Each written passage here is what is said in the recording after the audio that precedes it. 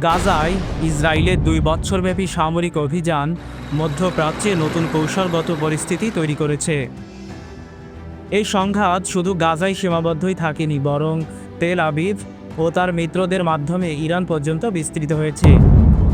আজ আমরা জানব এই যুদ্ধ কিভাবে মধ্যপ্রাচ্যের ভূরাজনৈতিক মানচিত্রকে বদলে দিচ্ছে। ইসরায়েল প্রতিবেশী দেশে অব্যাহত বিমান হামলা চালিয়েছে, কিন্তু পাল্টা প্রতিরোধের অভিজ্ঞতা ছিল সীমিত। ইরানের প্রতিরোধ ক্ষমতা ইসরায়েলের ধারণার বাইরে ছিল। 12 দিনের তীব্র সংঘাতের পর ইরান যুদ্ধ চালানোর জন্য প্রস্তুত থাকলেও ইসরায়েলের চাপে যুদ্ধবিরতি হয়েছে। তবে এই যুদ্ধবিরতি স্থায়ী হবে কিনা তা এখনও অনিশ্চিত। গাজা সংঘাত 2023-25 সালের মধ্যপ্রাচ্যের কৌশলগত মানচিত্রে বড় পরিবর্তন এনেছে। আরব বিশ্বের ভাঙন ও পুনর্গঠন স্পষ্ট। কাতার হামাসের রাজনৈতিক ও কূটনৈতিক সহায়ক হিসেবে ভূমিকা রাখছে। ইরান সামরিক ও আর্থিক সহযোগিতা দিচ্ছে হামাস ও হিজবুল্লাহকে। ইয়েমেনের হুতিরা ইসরায়েল লক্ষ্য করে ক্ষেপণাস্ত্র হামলা চালাচ্ছে। অন্যদিকে মিশর কৌশলগত নিরপেক্ষ থাকছে, গাজা সীমান্ত নিয়ন্ত্রণে রাখতে চাইছে এবং ক্যাম্প ডেভিড চুক্তি অনুযায়ী সরাসরি সংঘাত এড়াচ্ছে।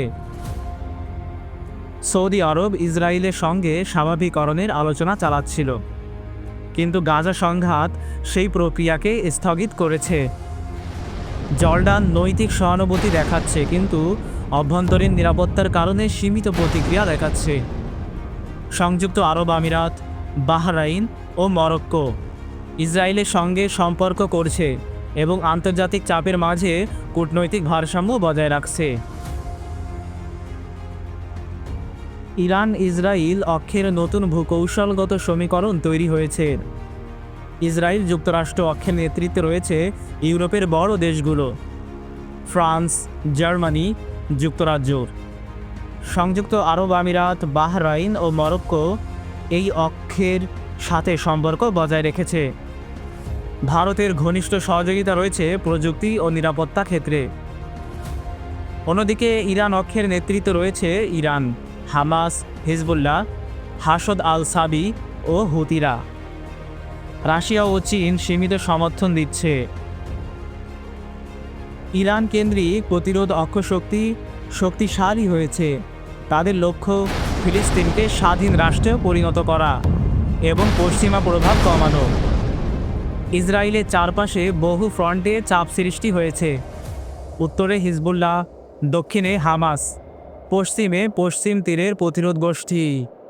ইরান এই অক্ষকে সামরিক ও আদর্শিকভাবে ঐক্যবদ্ধ করতে চাইছে।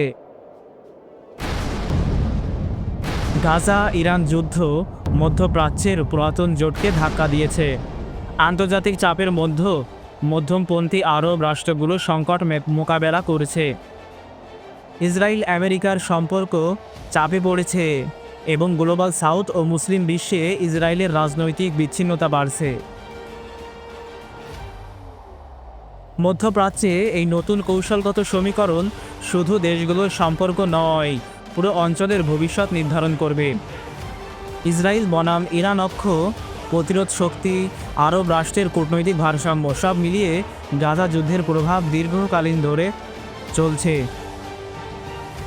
আন্তর্জাতিক সম্প্রদায় এবং মুসলিম বিশ্ব এই পরিবর্তনের মধ্য দিয়ে ভূ রাজনৈতিক বাস্তবতার সাথে মানিয়ে নিতে বাধ্য। আপনি ভিডিওটি ভালো লাগলে লাইক, শেয়ার ও সাবস্ক্রাইব করুন। পরবর্তী বিশ্লেষণে আবার দেখা হবে।